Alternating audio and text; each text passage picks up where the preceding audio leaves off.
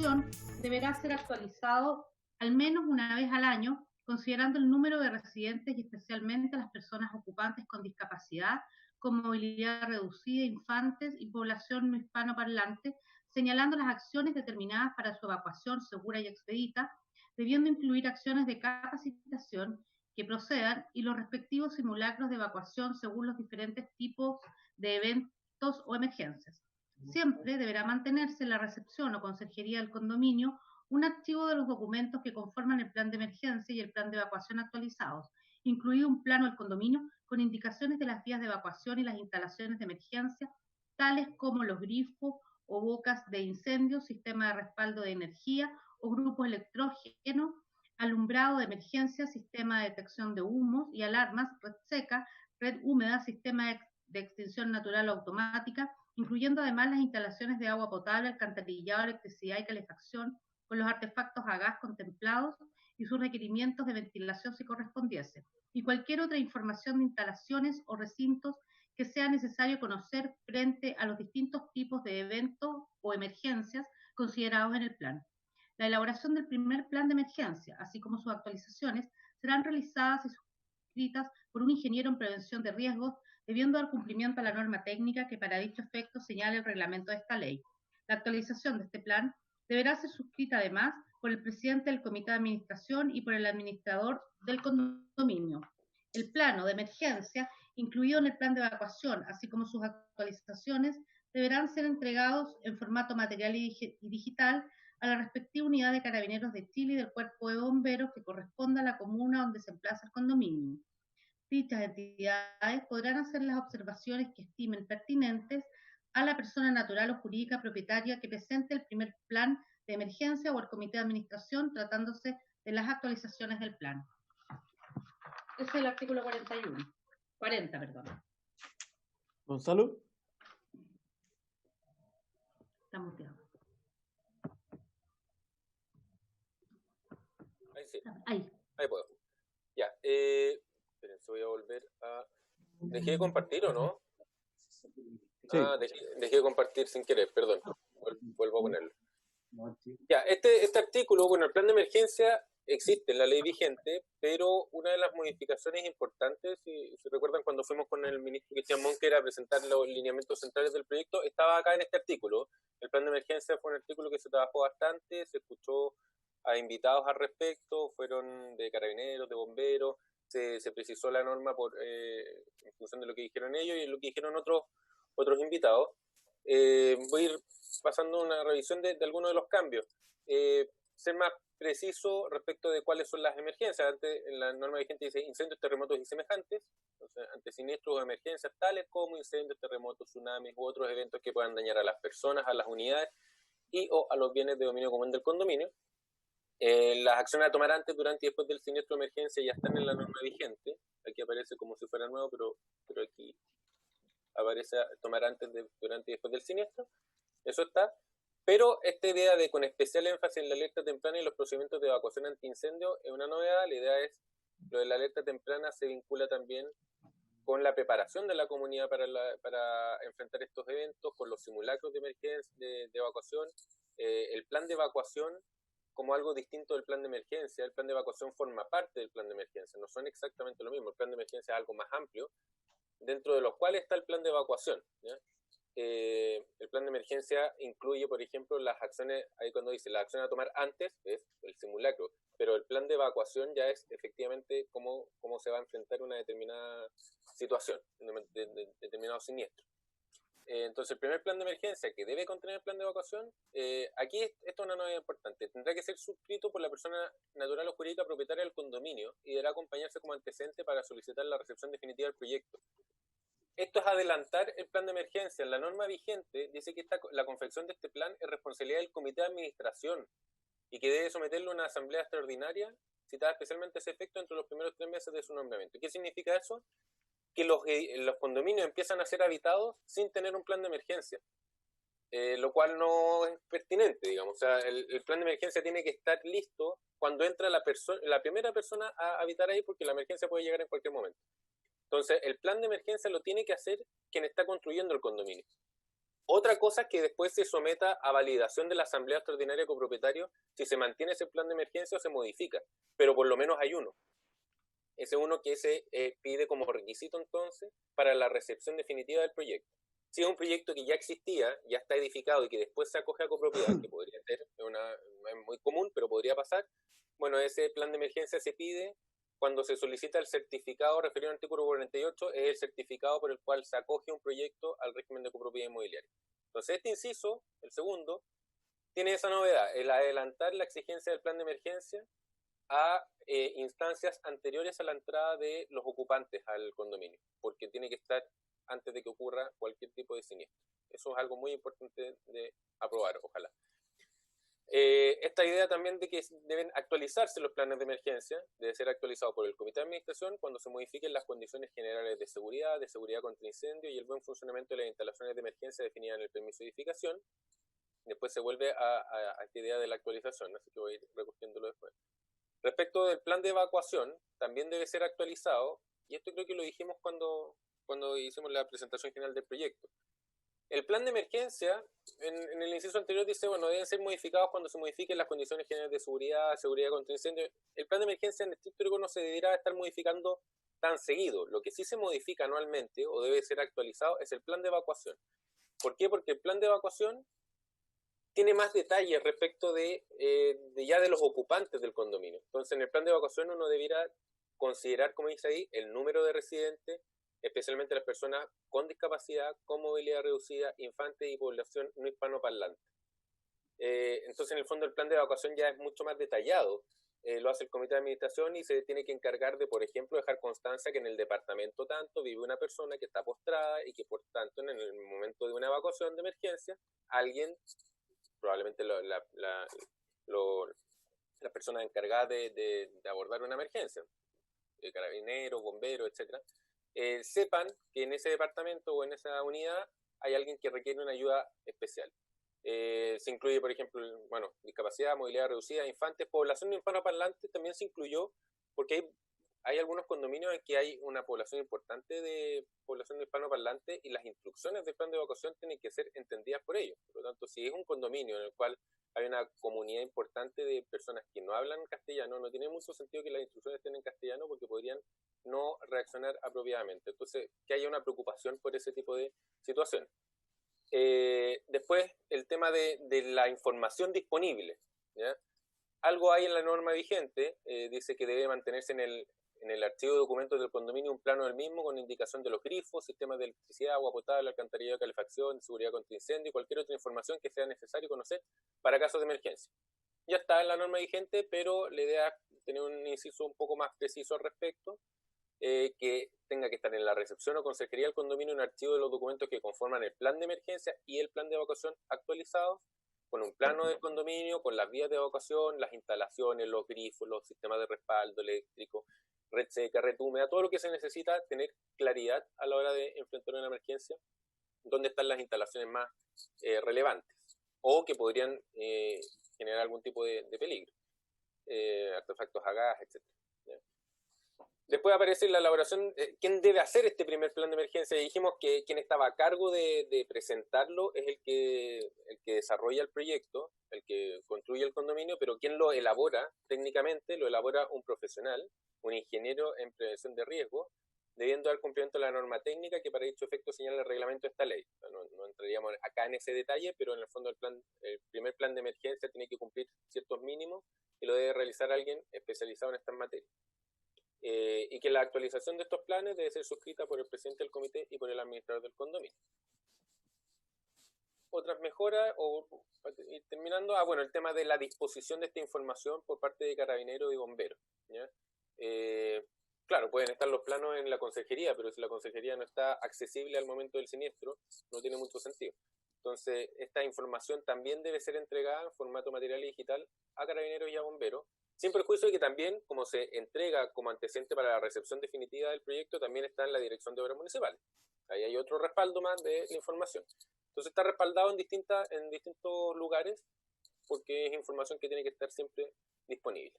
y que bomberos y carabineros puedan hacer observaciones, porque claro, les llega esta información y pueden considerar que hay algo que no está del todo claro, que necesiten que se les precise algo, que puedan hacer llegar sus observaciones a quien está desarrollando el proyecto y el primer plan de emergencia o al comité de administración si es que estamos hablando de una actualización del plan.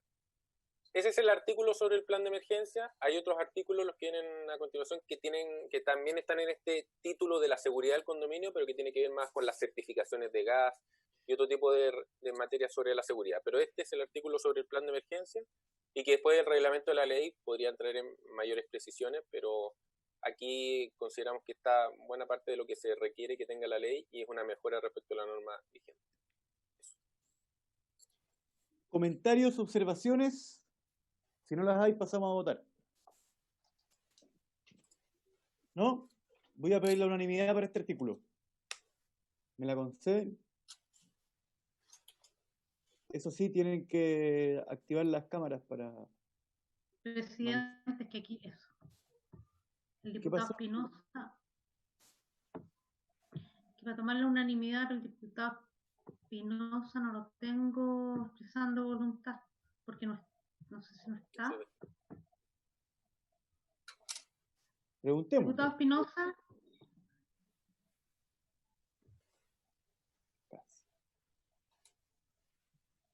No sé. Ya, tome la votación nomás. Ya. O tome la unanimidad de los que manifestaron claramente su voluntad. Su opinión. Ya. Entonces, sí. García.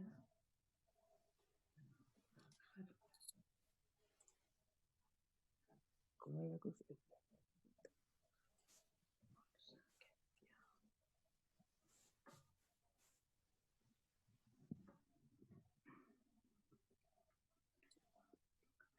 7 presidentes. Perfecto. Unánime. Siguiente artículo.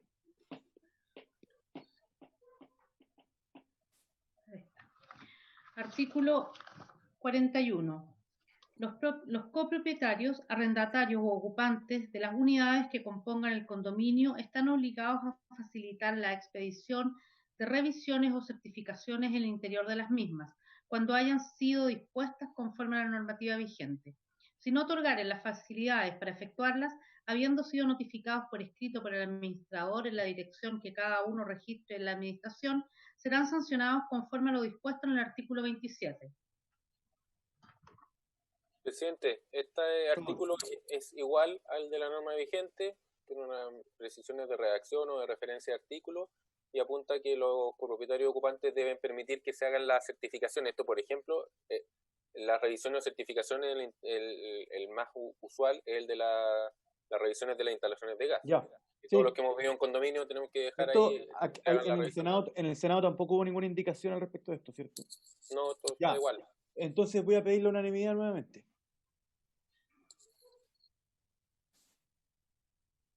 No veo con claridad la mano de... Ahí.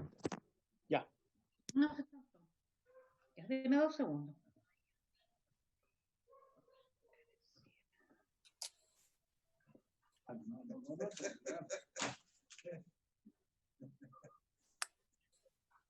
Diputado Norambuena no está tampoco, ¿verdad? No. Ya. Artículo 42. Si se viene comprometida la seguridad o conservación de un condominio, sea respecto de sus bienes comunes o de sus unidades, por efecto de filtraciones, inundaciones, emanaciones de gas u otros desperfectos o imprevistos para cuya reparación fuere necesario ingresar a una unidad, no encontrándose el propietario, arrendatario u ocupante que facilite o permita el acceso, el administrador del condominio podrá ingresar forzadamente a ella, debiendo hacerlo acompañado de un copropietario, quien deberá levantar acta detallada de la diligencia conforme al reglamento de la ley y remitirla al comité de administración para su incorporación en el libro de actas del mismo, debiendo en todo caso dejar copia del acta en el interior de la unidad. Los gastos que se originen serán de cargo de él o los responsables del daño producido.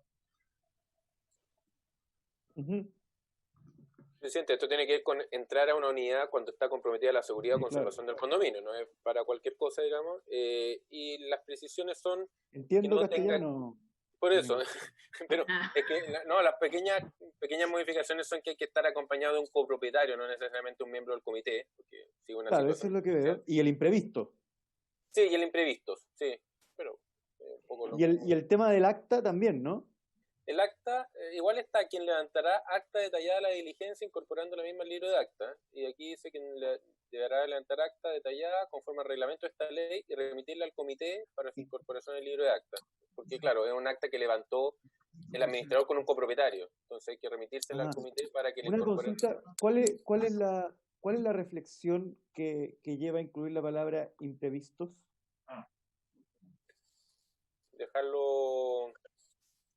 Dejar cubiertas todas las posibles situaciones, pero en el fondo ya, miren, la numeraciones, filtraciones, inundaciones, emanaciones de gas u otros desperfectos o imprevistos que impliquen que se ponga en riesgo la seguridad o conservación del condominio. Si no se aprueba, yo creo que voy a pedir la unanimidad para este artículo también. Presidente. Sí, diputado Mellado, tiene la palabra. Presidente, sí, también me hace ruido el imprevisto, porque en todos los condominios, de repente en edificios, digamos, sobre todo en edificios donde hay muchos arriendos, de repente hay personas que, no sé, hacen fiesta, provocan desórdenes, no sé, y a lo mejor, o hay otros en que el administrador porque no paga los gastos comunes, no sé, y queda muy abierto el tema de gastos de imprevisto, demasiado al administrador con un copropietario cualquiera, entrar a cualquier edificio, queda muy abierto, diría yo, el tema de imprevisto. Yo creo que hay que acotarlo un poquito más porque la verdad es que si yo compro un departamento en un edificio, me van a decir que hay un imprevisto y se van a meter en mi departamento porque... No. Entonces yo creo que queda demasiado abierto, presidente. Sí, a mí me da la impresión de que eso queda cubierto porque si me pueden ir a la página anterior del comparado. Sí, voy. Aquí se para cuya reparación. Porque si se viera comprometida la seguridad o conservación de un condominio, o sea, entiendo que debe ser un imprevisto que vea comprometida la seguridad o conservación de un condominio, o de sus unidades. Por tanto, de hecho, por ejemplo, no están mencionados los incendios. Eso sería un imprevisto, porque dice filtraciones, inundaciones, emanaciones de gas u otros desperfectos. Y un incendio no aparece enumerado. Entonces, bueno, por el imprevisto... O sea, a mi juicio, lo relevante ahí es situaciones que vean comprometida la seguridad y conservación del condominio. Es el encabezado del artículo y sin eso no está autorizado el administrador para ingresar. Y el resto lo deberíamos entender como ejemplos que nos guíen para mayor comprensión. Pero es bueno que tengamos esta conversación para que quede en la historia de la ley que ese es el sentido de la norma, digamos. Claro. Sí, o sea, si algún diputado quiere hacer una indicación al respecto, obviamente está en su derecho. Si no, pasamos a votar. Presidente, perdón, si solamente, sin que se empezaba el tema, pero claro, la conservación puede ser desde la pintura, puede ser conservación hasta, no sé, si se da, no sé si usted vive en edificio o casa, pero se da que a veces en los edificios se producen roces entre el administrador y las personas que arriendan, los arrendatarios, los arrendadores. Hay un tema que hay que dejarlo lo más cerrado posible para que no quede al arbitrio del administrador de turno, ¿cierto? Con una persona que pueda ir en contra, digamos, de todo el resto del edificio. Ese es el punto nada más. Si estoy en minoría, voy a dar mi voto igual a unanimidad, pero quiero dejarlo expreso de que puede producirse ahí una claraboya que quede abierta. A mí me parece pertinente que esta observación quede en la historia de la ley. Así que se agradece esta misma. Procedamos a votar o a solicitar la unanimidad.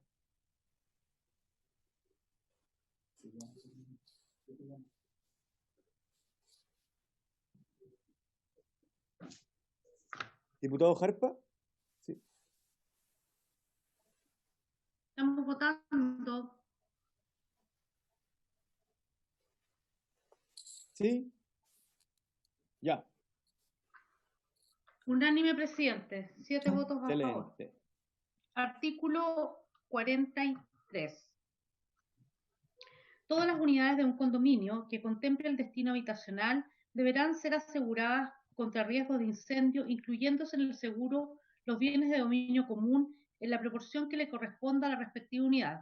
Cada copropietario deberá contratar este seguro y en caso de no hacerlo lo contratará el administrador por cuenta y cargo de aquel, formulándole el cobro de la prima correspondiente conjuntamente con el de los gastos comunes, indicando su monto en forma desglosada de estos. Al pago de lo adeudado por este concepto se aplicarán las mismas normas que rigen para los gastos comunes. En aquellos condominios que no contemplen el destino habitacional, el reglamento de copropiedad podrá establecer que la contratación de los referidos seguros es facultativa. Eso es ¿o no? Sí. En aquellos condominios que no contemplen el destino habitacional, el reglamento... Sí, que la regla Sí. vigente en la ley actual es, salvo que el reglamento de copropiedad establezca lo contrario, todas las unidades de un condominio deberán ser aseguradas contra riesgo de incendio. Por lo tanto, al final está diciendo que es facultativo, porque el reglamento de copropiedad podría decir que no es necesario que todas las unidades estén aseguradas contra riesgo de incendio. Lo que dice el proyecto de ley, esto sí fue conversado con la Comisión de Vivienda del Senado, de hecho creo que fue iniciativa de ellos, es que quede establecido que al menos los condominios que contemplen el destino habitacional, ahí sí o sí todas las unidades deben estar aseguradas contra riesgo de incendio, incluyéndose en el seguro los bienes de dominio común, en lo que corresponda a esa unidad. Y si no lo contrata ese seguro, o sea, en estricto rigor cada copropietario deberá hacerlo, y muchas veces, si que hay un crédito hipotecario vinculado, hay un seguro contra incendio, por lo tanto ese es el que se informa a la comunidad. Pero si no lo hace, si no tiene un seguro, lo contrata el administrador por cuenta y riesgo de aquel, formulando el cobro de la prima correspondiente. Entonces, las unidades suelen tener un seguro de bienes comunes y para las unidades que no tienen seguro de incendio, tienen este seguro para las unidades. Y queda a salvo la posibilidad de que otros condominios que no contemplen el destino habitacional, eventualmente el reglamento de copropiedad establezca que la contratación de esos seguros es facultativa.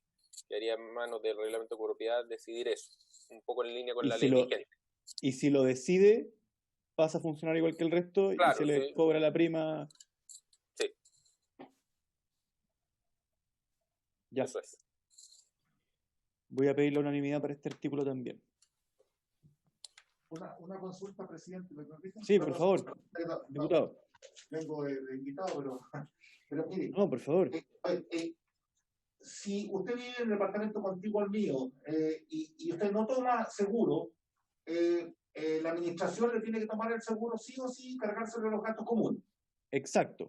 Pero si yo no lo dejo entrar, usted va a aplicar el artículo anterior, ¿cierto? En que...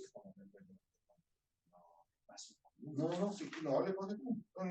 Todas las unidades de condominio que contemplen el destino habitacional deberán ser aseguradas contra riesgo de incendio. Si tú no lo tienes, o sea, tienes que mostrárselo al administrador. Si no lo tienes, el administrador tiene la obligación de tomar un seguro a tu casa, a tu departamento. Y claro, y repetir contra el propietario. Entonces, el problema que va a pasar cuando no te dejan entrar, porque el seguro que vas a tomar tiene que cubrir lo que es del interior, me imagino. Eso no está contemplado tampoco en este caso, o va con el artículo anterior que aprobamos recién. Eso se me puede contestar. No, pero el artículo anterior tiene que ver con la situación misma del incendio. Previsto, o sea, tiene que ver con el bombero y el hacha. No con... No, pero lo que está diciendo el diputado es como la verificación del siniestro cuando haya que cobrar el seguro si es que hubo algún siniestro, una cosa así. Si hubo un siniestro, después la compañía de seguro va a decir, bueno, necesito ir a verificar. ¿De eso estamos hablando o no? Es que ese tipo, bueno, a ver, yo creo que, permiso, voy a volver atrás. Podría estar, no en el 42, sino que el 41... están obligados a facilitar la expedición de revisiones o certificaciones en el interior de la misma cuando hayan sido dispuestas conforme a la normativa vigente, si no otorgaran las facilidades para efectuarla, habiendo sido notificados por escrito por el administrador en la dirección que cada uno registre la administración, serán sancionados. Yo creo que puede ir más vinculado con el 41 que con el 42, ¿ya? Porque están obligados a facilitar la expedición de revisiones o certificaciones en el interior de las mismas. Okay, perfecto. Quizás la revisión de la persona de la compañía de seguro entra dentro de esto, o sea, no puede verificar si hubo siniestro si no lo dejan entrar, digamos. Es eso, ¿no? Eso es. Entonces, más que el ingresar como forzadamente, que es la del 42, como decía el diputado, casi que con el hacha para poder resolver el siniestro. Entonces, vinculado con el 41, es eso. El propietario es interesado, por lo tanto te va a dejar pasar, pero si es para que le paguen el seguro, si yo vendo ya. Procedamos a votar. Voy a solicitar la unanimidad nuevamente. Recordemos que estamos votando solo los artículos que no tienen indicaciones. No los mueve. Ante tomada la votación. Perfecto. El artículo 44 tiene indicaciones, tiene hartas indicaciones, así que pasamos al artículo 45 que está en la hoja 68. ¿Pueden poner el 44 igual en el comparado para recordar cuál era? Perdón, ahí está. La 44A, declarar unidad, total operación de tratamiento. Ya vi cuáles son. Perfecto, sí, pasemos. Artículo 45. Las resoluciones que se dicten en las gestiones las resoluciones que se dicten en las gestiones a que alude el artículo anterior serán apelables, aplicándose a dicho recurso las normas contempladas en el título tercero de la ley número 18.287. Claro, que no votamos el anterior, entonces no se entiende mucho pero el artículo anterior habla, porque estamos un poco más de contexto. El título octavo, pasamos a otro título, fórmulas de resolución de conflictos, y hay 3 párrafos. El primer párrafo sobre la resolución judicial. ¿Judicial dónde? Juzgados de policía local, y que se sujetan a la ley 18.287 y en subsidio al Código de Procedimiento Civil. Y ahí empieza a decir cuáles son las contiendas y cuáles son las materias o qué es lo que puede hacer el juez en el ejercicio de esta función jurisdiccional. Entonces, básicamente, para entender el artículo siguiente, estamos hablando de materias que son de competencia de los jueces de policía local y que pueden resolver determinadas cosas. Y el artículo siguiente dice que eso puede ser apelable. Las resoluciones que se dicten en la gestión a que alude el artículo anterior serán apelables, aplicándose dicho recurso a las normas contempladas en el título tercero de la ley 18.287, exactamente igual a la norma vigente. Pidamos la unanimidad también para el artículo 45.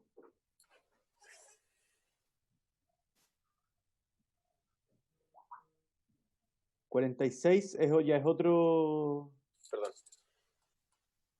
Espérenme, presidente, un poco. Ya, 46. Es otro párrafo del arbitraje. Pero ya está artículo en la misma... 46. Está en el mismo título de la resolución de conflicto. Sí. Sin perjuicio de la gestión de conflicto. ¿Sigo? Sí, por favor. Sin perjuicio de lo dispuesto en el artículo 44, las contiendas a que se refiere dicho precepto podrán someterse a la resolución de un juez árbitro en cualquiera de las calidades a que se refiere el artículo 223 del Código Orgánico de Tribunales. En contra de la sentencia arbitral, se podrá interponer los recursos de apelación y de casación en la forma de acuerdo a lo previsto en el artículo 239 de ese mismo código. La designación del árbitro deberá efectuarse de consuno por las partes, quienes también deberán establecer si será de derecho, arbitrador o mixto. A falta de acuerdo, el árbitro será arbitrador y su designación corresponderá al juez de letras competente. Y aquí hay algunos cambios. No por la figura del arbitraje. En la ley vigente existe la misma lógica, juez de policía local, arbitraje o mediación. Aquí en el arbitraje dice que el primer cambio es que la norma vigente dice que se pueden someter a la resolución del juez árbitro-arbitrador. Lo deja cerrado a ese tipo de árbitro. Y la verdad es que se analizó el tema y fue como, bueno, podría ser cualquiera de las 3 modalidades de árbitro, de derecho, arbitrador o mixto.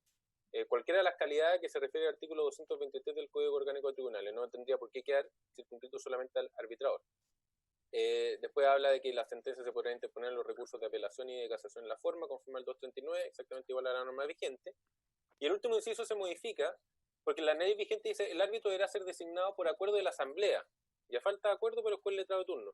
El punto es que algunos de estos arbitrajes pueden ser de un copropietario en contra de la asamblea. Entonces no tiene sentido que el árbitro lo designe una de las partes. Voy a volver al 44, porque el 44 habla de que una de las contiendas que surjan en el ámbito del régimen y que se promuevan. ¿Dónde? Perdón, voy a marcarlo con aquí. Eso. Ve eso. Y que se promuevan entre los copropietarios o entre estos y la asamblea de copropietarios. Entonces, si hay un conflicto entre un copropietario y la asamblea, no es pertinente que sea la asamblea la que designa al árbitro, porque sería que una de las partes está designando. Entonces, en vez de eso, se señala que la designación del árbitro deberá efectuarse de consumo por las partes, ¿ya? Primero que decían ellos, si es que se puede, quienes también deberán establecer si será de derecho arbitrador o mixto.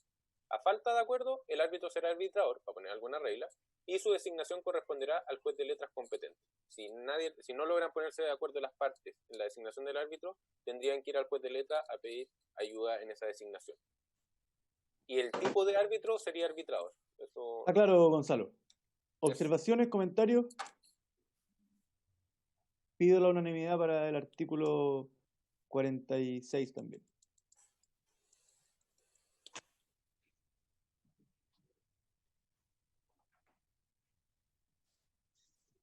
Ya, presidente, sí. Artículo 47, página 69 del comparado, y dice lo siguiente. La respectiva municipalidad podrá atender extrajudicialmente los conflictos que se promuevan entre los copropietarios o entre estos y el comité administrador o el administrador, que previamente no hayan podido solucionarse en las asambleas correspondientes. Y para ello estará facultada para citar a reuniones a las partes en conflicto y proponer vías de solución, haciendo constar lo hablado de los acuerdos adoptados en acta que se levantarán al efecto. La copia del acta pertinente, autorizada por el secretario municipal respectivo, constituirá plena prueba de los acuerdos adoptados y deberá agregarse al libro de actas del comité de administración. En todo caso, la municipalidad deberá abstenerse de actuar si alguna de las partes hubiera recurrido o recurriera al juez de policía local o a un árbitro conforme a lo dispuesto en los artículos 44 y 46 de esta ley. Eso es el artículo 47, presidente. Y entonces la tercera modalidad de resolución de conflicto es la resolución extrajudicial, la mediación por parte de la municipalidad. Se mantiene la regla de que pueden atender extrajudicialmente conflictos que se promuevan. Se le agrega ahí aquellos conflictos que previamente no hayan podido solucionarse en las asambleas correspondientes, un poco transmitiendo la idea de que el primer lugar para resolver cualquier conflicto dentro de la comunidad debiera ser la asamblea de copropietarios. Y estas fórmulas de resolución de conflictos cuando eso ya no ha sido posible en esa instancia. Entonces aparece la municipalidad como un mediador, ¿ya? ¿Por qué? Porque puede citar a reuniones a las partes en conflicto, proponer vías de solución, etc. Y lo que sí deja a salvo, y en línea con la ley vigente, es que si el tema está siendo conocido por un juez de policía local o por el juez de árbitro, bueno, ahí ya la municipalidad tiene que abstenerse de actuar porque ya quedó judicializado el tema. Vamos a retomar el tema de la resolución extrajudicial y la mediación de la municipalidad cuando hablemos del título sobre los condominios de viviendas sociales o viviendas de interés público, porque ahí es un poquito más intensa la exigencia de la municipalidad y más que podrá atender, la idea es que ahí debe atender, debe ayudar a resolver los conflictos en los condominios de viviendas de interés público o viviendas sociales. Más que una cosa facultativa, ahí aparece como un deber de la municipalidad. Pero acá en el artículo 47, en términos generales, y en la facultad de la municipalidad de actuar de mediador. Eso. ¿Alguna observación? Diputado Cast. Audio para el diputado Cast, por favor.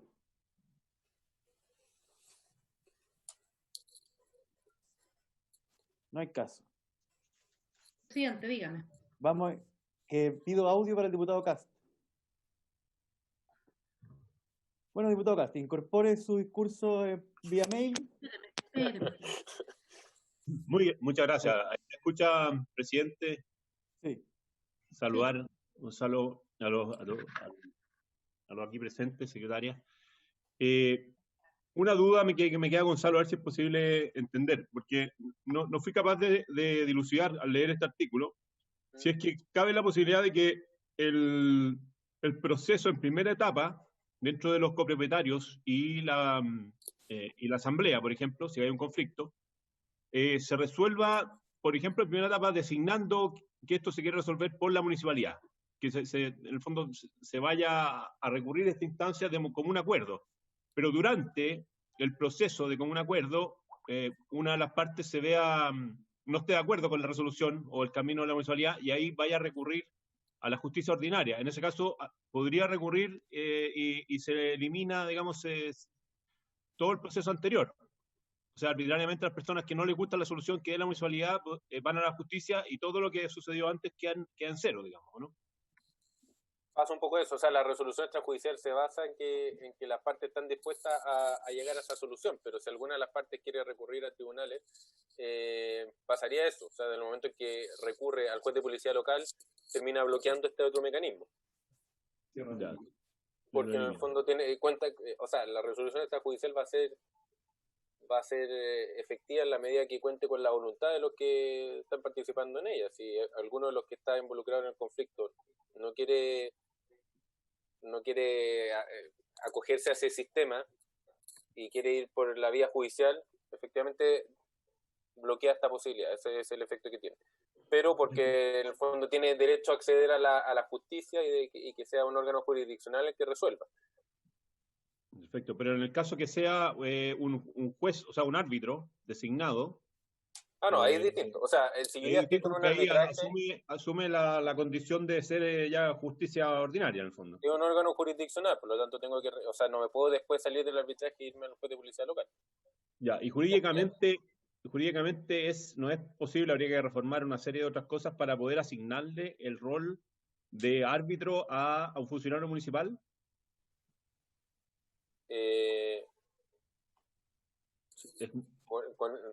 Sí, yo creo que sería modificaciones ya de la ley orgánica de municipalidades, me imagino.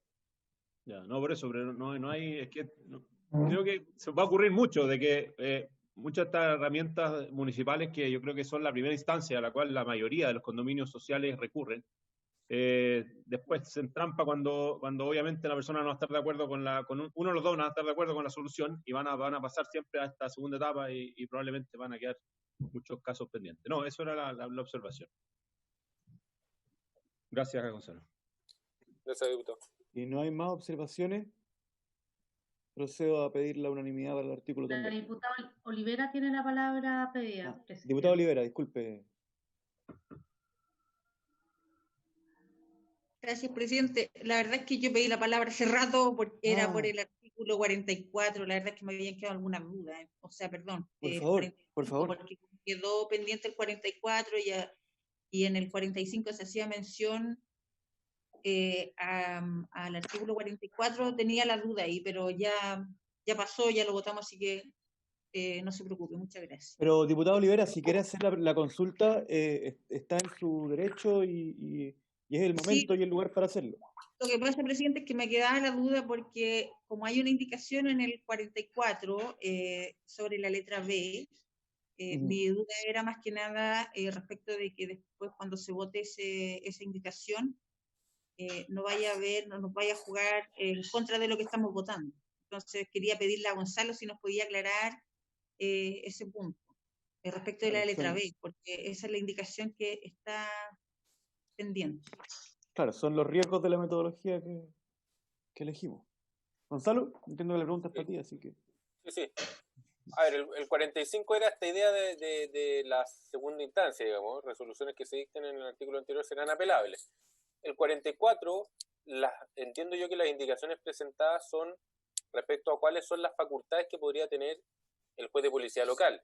No creo que, o por lo menos no hay indicaciones respecto a que no exista la primera instancia ante el juez de policía local. Yo entiendo que me parece razonable que se mantenga eso, está en la ley vigente. Hay una costumbre al respecto de que los conflictos de copropiedad se resuelven en esa instancia. Lo de la letra B, declarar la nulidad de los acuerdos adoptados por la Asamblea con infracción a la norma de esta ley y su reglamento o de los reglamentos de copropiedad. Para este efecto, el tribunal deberá sujetarse a lo dispuesto en el inciso 5 del artículo 10 de esta ley. Y se pide eliminar eso.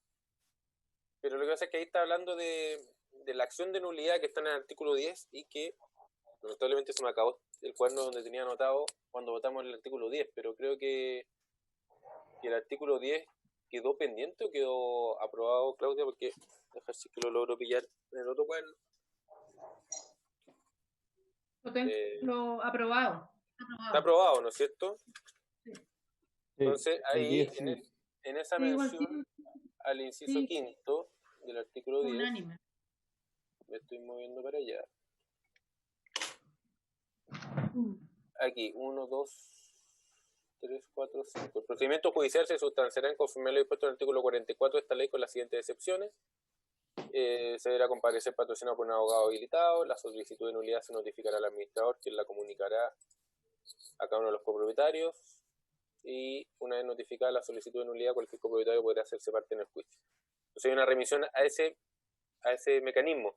La indicación propone eliminarlo, pero no sé, a ver si está planteado además como... Es de usted, presidente, no sé. La idea sería eliminarla porque podría quedar un poco sin norma. Claro, pero es parte del debate que vamos a dar cuando toquemos ese artículo. Es verdad. Pero no tiene es que, nada que o ver sea, con la... por un tema de tiempo, si abrimos esa discusión ahora, la vamos a duplicar cuando la demos en su momento.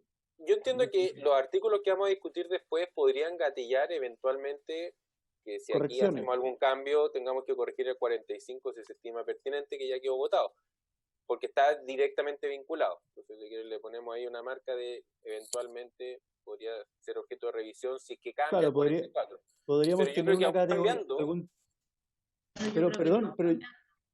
Pero ¿pueden ir más para atrás en el comparado al 44? ¿Sí? ¿Ahí?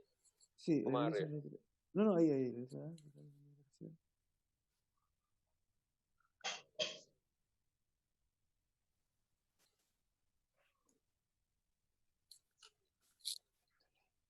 Lo que pasa es que sus indicaciones, presidente, que lo interrumpa, es dejarlo como está en la norma vigente, que solamente puede declarar la nulidad de los acuerdos que adopte la Asamblea. Sí. Ahora vamos al 45. El 45 es la segunda instancia, lo que resuelva el juez de policía local. Claro, pero me da la impresión de que de aprobarse o no aprobarse las indicaciones al 44... esto debiera quedar igual, digamos. No hay ningún problema con el 45.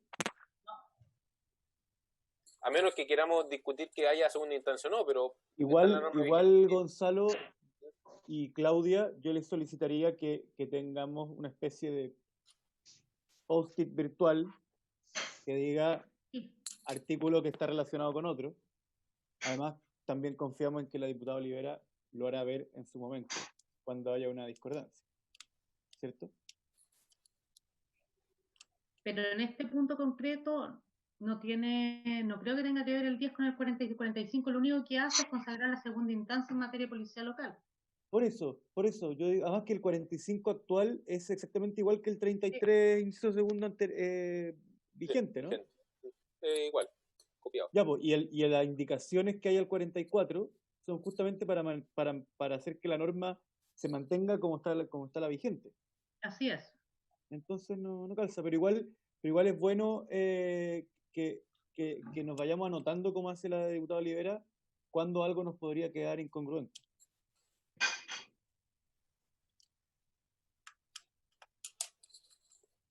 Sigamos entonces. Nos falta votar, presidente, este artículo. El 47. Ya. Voy a pedir la unanimidad para el artículo 47.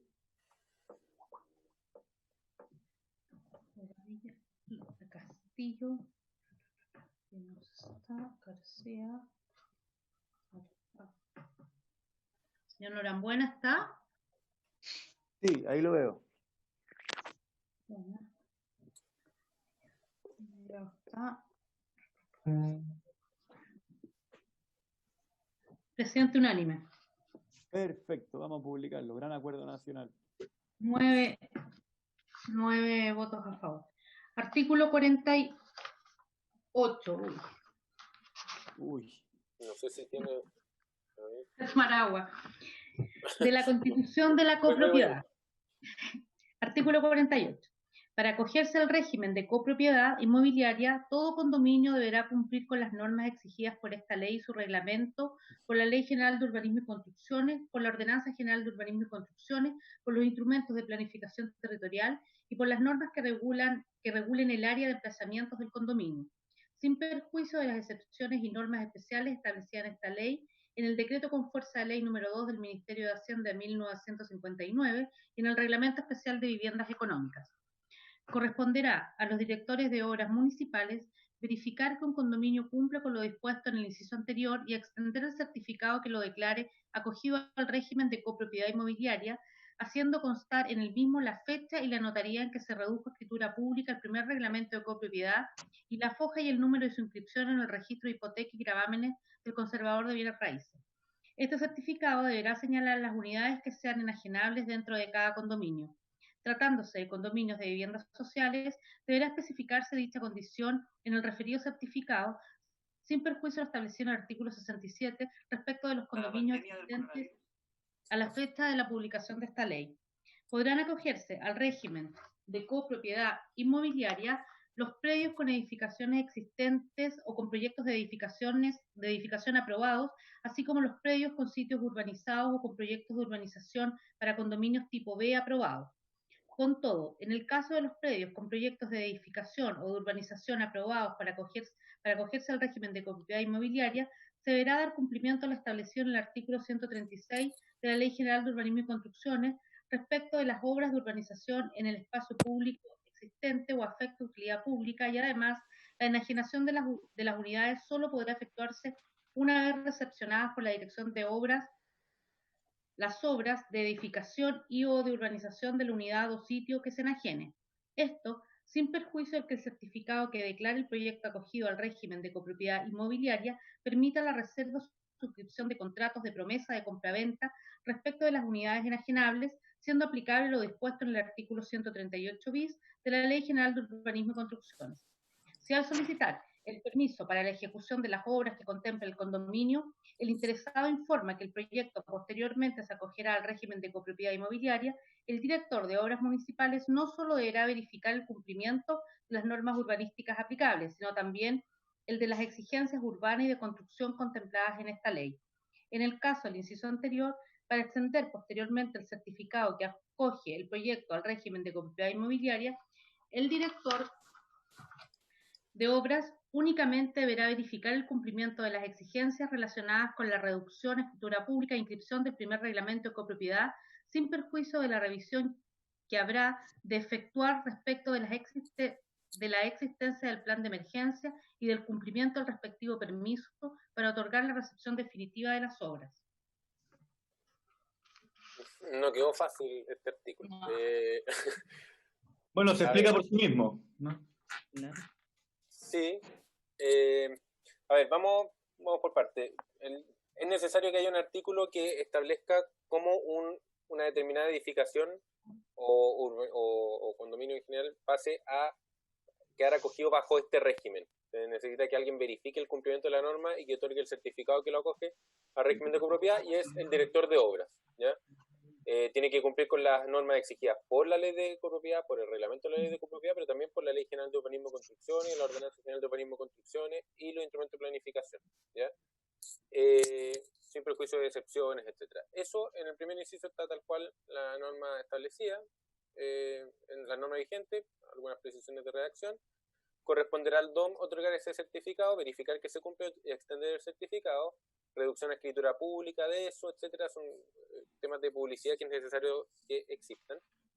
Se deben señalar cuáles son las unidades enajenables dentro de cada condominio. Estos son elementos esenciales para efectos después de vender las unidades. El conservador de bienes raíces y los notarios ocupan mucho esta información, pero aquí se agrega algo que es necesario y útil, que es que se especifique cuando se trata de un condominio de viviendas sociales, porque como tiene un régimen especial, con un título especial, muchas veces se genera esa discusión si un condominio es de viviendas sociales o no lo es. Y se acredita con determinadas circunstancias, etcétera. Bueno, de ahora en adelante es más útil que desde el momento que se acoja a copropiedad se diga que es un condominio de vivienda social, se especifique esa condición, sin perjuicio de que en el artículo 67 algo se dice respecto de los condominios existentes a la fecha de publicación de esta ley que quieren tener esa calidad de condominio de vivienda social. ¿Cómo se hace para acreditar esa calidad? Después lo que viene en los incisos siguientes tiene que ver con algo que está en el artículo primero, que no ha sido votado, y por eso voy a explicar acá algo que estaba allá. Pero podrán acogerse al régimen de copropiedad los predios con edificaciones existentes o con proyectos de edificación aprobados.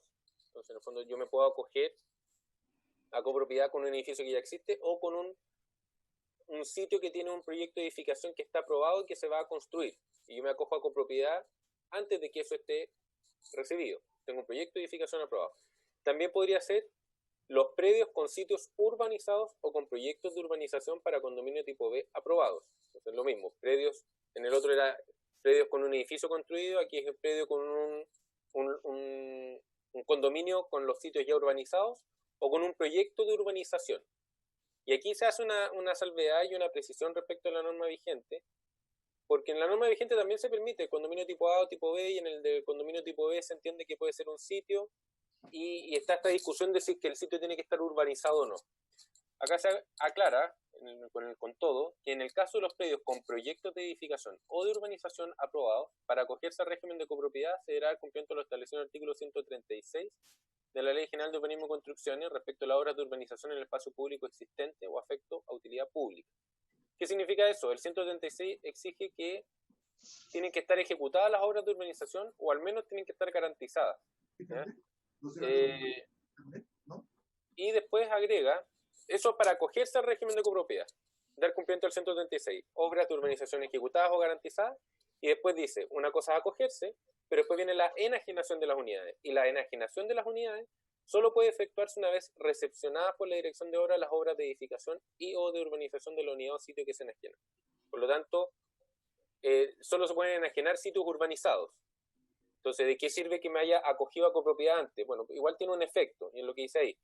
Esto es sin perjuicio de que el certificado que declare el proyecto acogido al régimen de copropiedad inmobiliaria permita la reserva o suscripción de contratos de promesa de compraventa respecto a las unidades enajenables, siendo aplicable lo dispuesto en el artículo 138 bis de la Ley General. El 138 bis es un artículo que establece que si con la firma de una promesa se entregan adelantos del precio, el promitente vendedor tiene que tomar cláusulas de seguro, pólizas de garantía, etcétera, que recuerden que esa plata que está recibiendo podría ser devuelta al promitente comprador si es que se cae la operación. Lo estoy explicando muy en simple, pero está bien. Pero en el fondo eso dice el 138 bis. Entonces, en resumen, un proyecto o un predio con un proyecto aprobado, ya sea de edificación o de urbanización, puede acogerse al régimen de copropiedad inmobiliaria, y con acogerse al régimen de copropiedad inmobiliaria podría, por ejemplo, firmarse promesa para el sitio tanto o el departamento tanto. Pero a la hora de enajenar esas unidades ya tienen que estar ejecutadas las respectivas obras de urbanización o de edificación. Eso es lo que dice este inciso, un poco complejo de leer, pero esa es la idea. Después, si al solicitar el permiso, esto es otra idea. Si cuando alguien solicita un permiso de edificación para ejecutar una obra o de urbanización que contempla el condominio, el interesado informa que ese proyecto después se va a acoger al régimen de copropiedad inmobiliaria, el director de obras ahí debe verificar el cumplimiento de las normas urbanísticas, pero también las exigencias urbanas y de construcción contempladas en esta ley. Lo vamos a ver en unos artículos más adelante cuáles son estas exigencias urbanas y de construcción. Si lo hace así, si al solicitar el permiso dice que se va a acoger a copropiedad, en el caso de ese inciso, para extender posteriormente el certificado que acoge el proyecto al régimen de copropiedad inmobiliaria, el director de obras únicamente deberá verificar el cumplimiento de las exigencias relacionadas con la reducción a escritura pública e inscripción del primer reglamento de copropiedad, sin perjuicio de la revisión que habrá de efectuar respecto a la existencia del plan de emergencia y el cumplimiento del respectivo permiso para otorgar la recepción definitiva. ¿A qué apunta esto? Si alguien al solicitar el permiso obtiene un permiso para hacer un edificio de 10 pisos, da lo mismo que, y dice que se va a acoger a copropiedad, y le otorgan el permiso, las reglas de la ley general establecen que ese permiso ya está otorgado, por lo tanto se tiene que respetar ese permiso, hay un derecho adquirido, yo lo puedo ejecutar y me lo tienen que recibir una vez que lo ejecute y lo construya. Por lo tanto, si mientras estoy construyendo el edificio cambia el plan regulador, yo ya tengo mi permiso otorgado. ¿Qué podía pasar? Que muchas veces yo estaba construyendo el edificio, iba a recibirlo, me tenían que dar la recepción, y a la hora de pedir acogerme a copropiedad inmobiliaria me decían, nada, no, es que ahora cambió algo en la norma, ya sea el plan regulador o en la ley, y te puedo recibir el edificio, pero no te puedes acoger a copropiedad. Entonces quedaba ese proyecto en una situación muy, muy rara, porque ese era un proyecto que estaba pensado para hacer un edificio de departamento acogido a copropiedad, que tenía un permiso que es respetado y que se le otorga la recepción, pero que después no podía obtener el certificado de copropiedad. Entonces aquí se le está diciendo, si usted avisó desde un comienzo que esto iba a ser copropiedad, que le revisen todo al comienzo, le digan que está todo ok, Y a la hora de pedir la certificación de que el proyecto se acoge a copropiedad, básicamente hay que verificar que se cumplan las exigencias relacionadas con reducir a escritura pública el reglamento de copropiedad, que las obras se ejecuten conforme al permiso, evidentemente, y que se acompañe el plan de emergencia. Pero no es el momento ese para cuestionar el certificado que acoge copropiedad, porque en el fondo ya fue revisado inicialmente. Eso es lo que apuntan estos dos incisos. Son normas nuevas, no están en la norma vigente, pero apuntan a esos objetivos.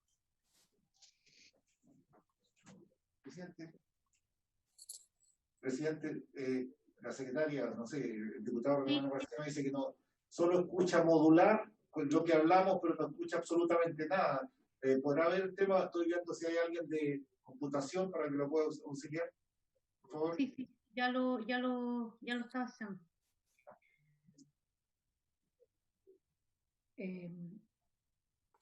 Están pidiendo la palabra el diputado. Está aplaudiendo ahí, pues no pidiendo. No, sí, está pidiendo la palabra. El diputado Cast es el primero, después estaba García y después el diputado Espinosa, en ese orden. Diputado Cast, ahí. Gracias, Claudia, gracias, presidente.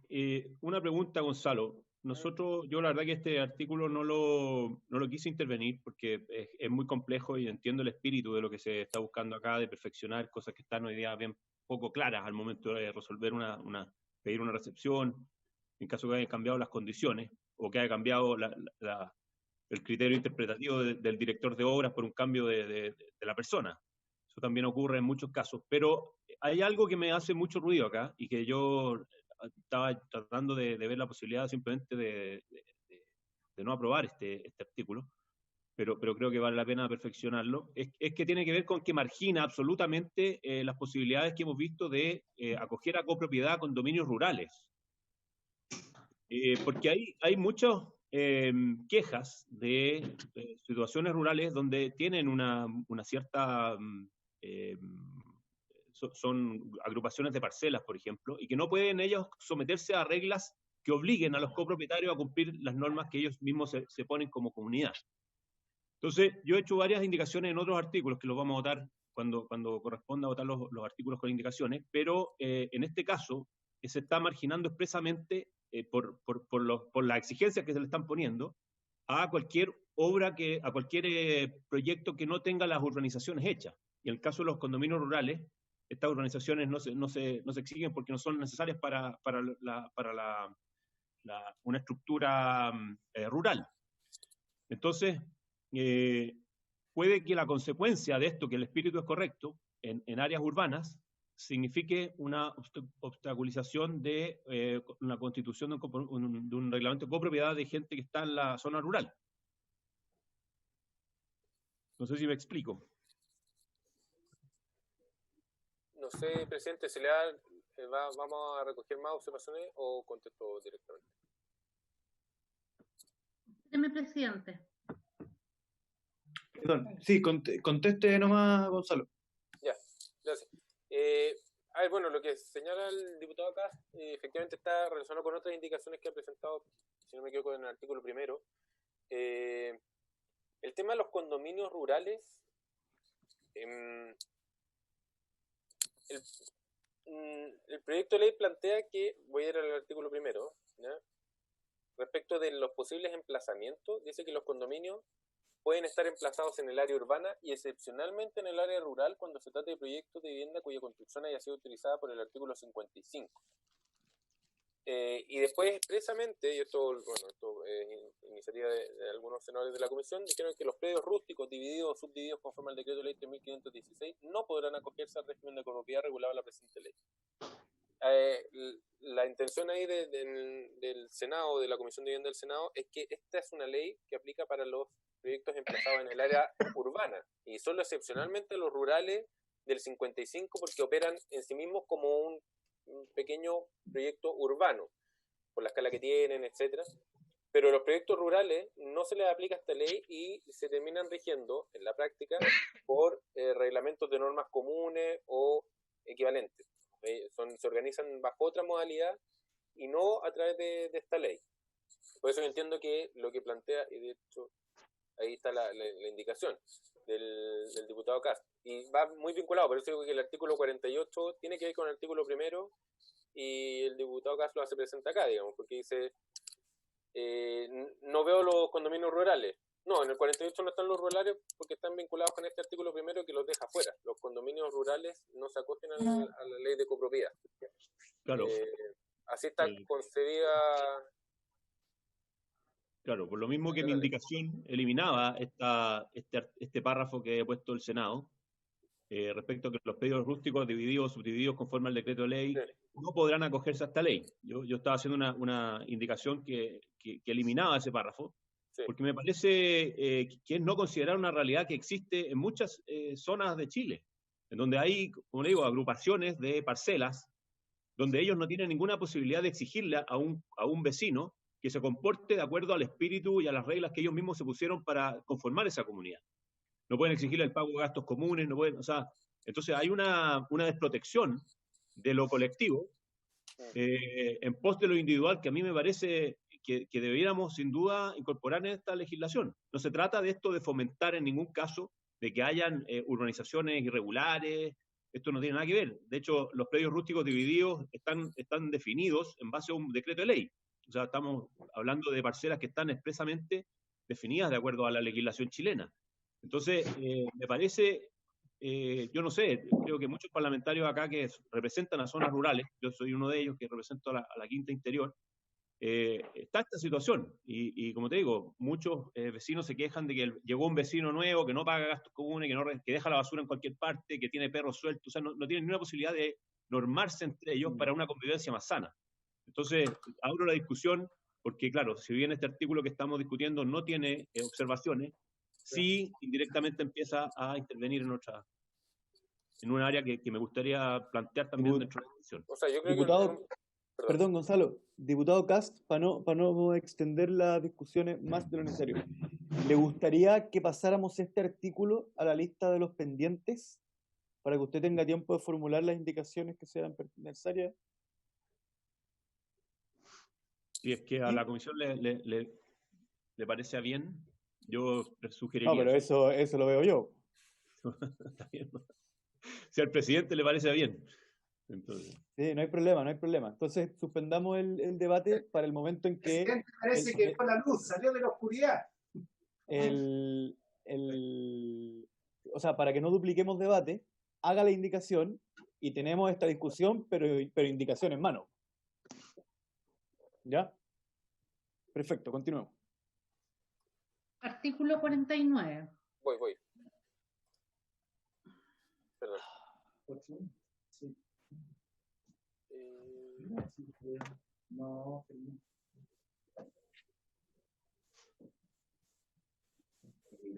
Ahí está. Ahí estoy. Artículo 49. Los planos de un condominio deberán singularizar claramente cada una de las unidades en que se divide un condominio, los sectores, en el caso a que se refiere el artículo 38, y los bienes de dominio común. Estos planos deberán contar con la aprobación del director de obras municipales y se archivarán en una sección especial del registro de propiedad del conservador de bienes raíces respectivo, en estricto orden numérico, conjuntamente con el certificado que se refiere al inciso segundo del artículo 48. Exactamente igual a la norma vigente, es necesario un artículo sobre los planos del condominio, que queden claro cuáles son las unidades, los bienes de dominio común, y que esos planos se archivan. Aquí las únicas modificaciones son de concordancia interna del texto. Eso. Ya. Pido la unanimidad para el artículo 49. Por supuesto, presidente.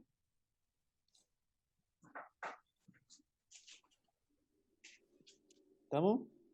Espere, deme 2 segundos, estoy. Dele facilidad de la secretaria, presidente. Unánime, presidente. Diputado Mellado tiene la palabra. No, sí, es un alcance nada más para que sepamos de que tenemos que legislar hacia adelante, que la DOM va a ser digital dentro de poco. Acuérdense que viene un proyecto de ley, ¿cierto?, que ya estamos votando en la Cámara. Y aquí veo papeles, archivos, y eso ya es antiguo, digamos. Quizás habría que dejarlo clarito que vamos a todo lo digital, así como estamos legislando hoy, quizás a futuro va a ser todo por pantalla. Es una buena pregunta, pero yo imagino que... Gonzalo, Sí, en vez de imaginarme cosas, le doy la palabra. no, estoy completamente de acuerdo con el diputado Mellado de que el DOM en línea es un elemento muy relevante para estos efectos. Quizás haría la salvedad que el artículo 49 está más vinculado con el rol del registro de propiedad del conservador de bienes raíces, ¿ya? Que para continuar la historia de la propiedad raíz quede claro cuáles son las unidades y que en el fondo las inscripciones de dominio de esas unidades hagan referencia a un plano y que cuando alguien necesite recurrir a los planos pueda encontrarlos también en el registro de propiedad del conservador de bienes raíces con independencia del DOM en línea. Tiene que ver más con el tema de las transferencias de dominio, este tema de los planos. El DOM en línea, claro, estos planos ojalá también debieran estar alojados en esa plataforma llegado al minuto. Por lo tanto, debería ser mucho más fácil de consultar ahí. Pero en términos de historia de la propiedad raíz, en términos de inscripciones de dominio, es en el conservador. Y claro, el DOM en línea no llega hasta eso, digamos. No llega a la digitalización de los conservadores de bienes raíces. Ahí, con independencia de que ellos también digitalizan estos planos muchas veces, pero el que va a tener que archivar en una sección especial de registro de propiedad del conservador, y creo que eso es importante que siga estando. Se entiende también en la observación de que, bueno, más papeles y todo, pero creo que una modificación mayor a la del DOM en línea es ese punto. No sé si se entiende. No, está bien. Votémoslo. Ah, no, ya lo votamos. El 49 ya lo votamos. Presidente, Por tengo favor. dudas con el voto de la diputada Castillo, porque veo las fotos nomás, no sé si... Ah, sí, ahí votó. Sí, ya, está en su casa la diputada Castillo. Que le veo las... Ahí está, no, sí está bien, diputada. Ya, vamos al artículo 50. Las escrituras públicas que sean título para la transferencia de dominio o constitución de otros derechos reales sobre alguna unidad de un condominio deberán hacer referencia al plano a que alude el artículo anterior. En el caso de la primera de estas transferencias, deberá insertarse el certificado mencionado en el inciso segundo del artículo 48. Se ve con mucho cambio, pero básicamente son cambios de redacción, más que mediante las cuales se transfiera o se constituya sobre...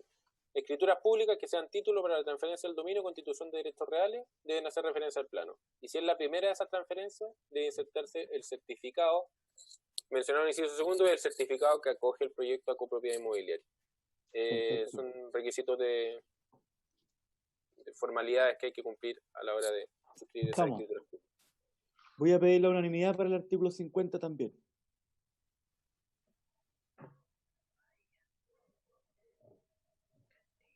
Ahí está.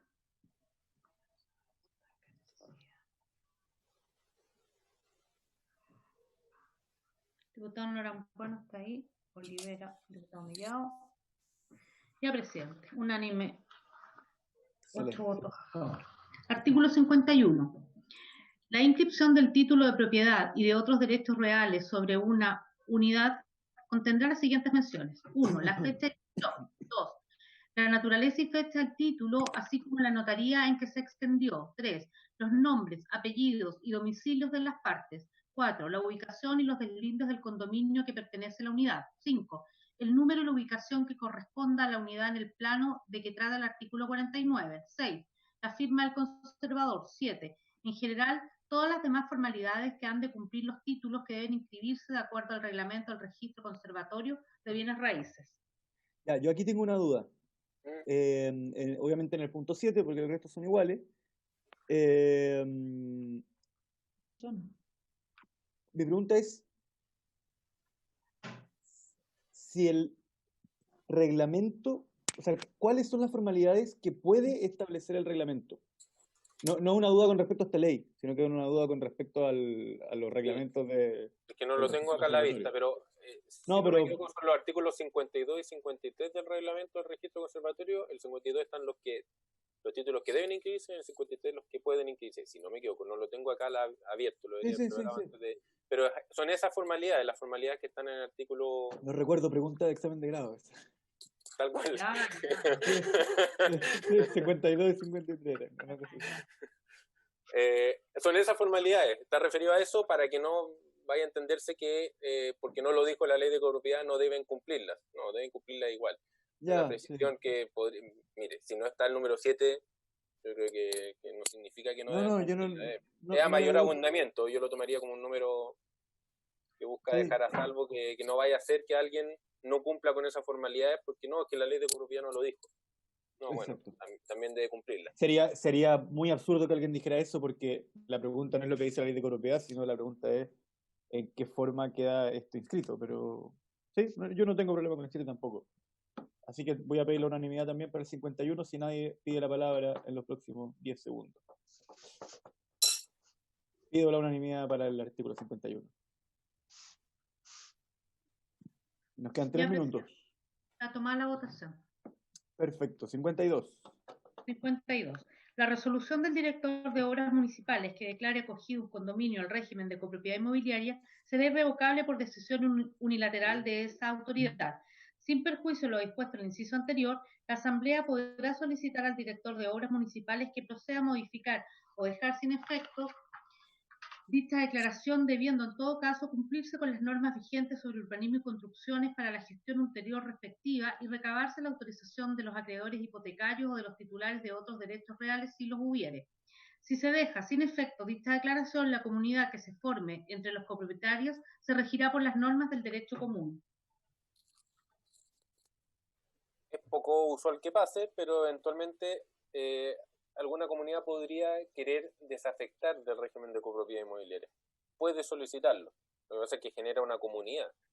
Lo va a dejar como una comunidad común, como una comunidad regida por el Código Civil, digamos, y no por esta ley. Pero se podría solicitar. Eso es lo que está estableciendo y que claramente no puede el director de obra unilateralmente dejarlo sin efecto. Y la norma es igual a la norma vigente, está tal cual. Hay una pequeña modificación. ¿Podemos, Claudia, ¿les parece que leamos el 53? Sí. Y después, en una jugada arriesgada, pedir la unanimidad para ambos en los 40 segundos que quedan de comisión? Ya, leo el 53. El director de obras municipales tendrá un plazo de 30 días corridos para pronunciarse sobre las solicitudes a que se refieren los artículos 48 y 52, contado desde el plazo de la presentación de la misma. Será aplicable a este requerimiento lo dispuesto en los incisos segundo, tercero y cuarto del artículo 118 de la Ley General de Urbanismo y Construcciones. Plazo para que se pronuncie el director de obras para otorgar el certificado, y el 118 una remisión a los plazos también y al procedimiento de reclamo ante la Seremi si es que el director de obras no se pronuncia. Perfecto. ¿Comentarios? Entonces voy a pedir la unanimidad para los artículos 52 y 53.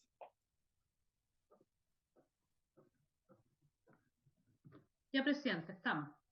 Perfecto. Buenísimo. Si no hay 12. más... ¿12? 12. Igual que la semana más... Ya. Bueno. Vamos. Ya. Si nadie más tiene nada más que decir, por haberse cumplido el objeto de la sesión, esto se levanta.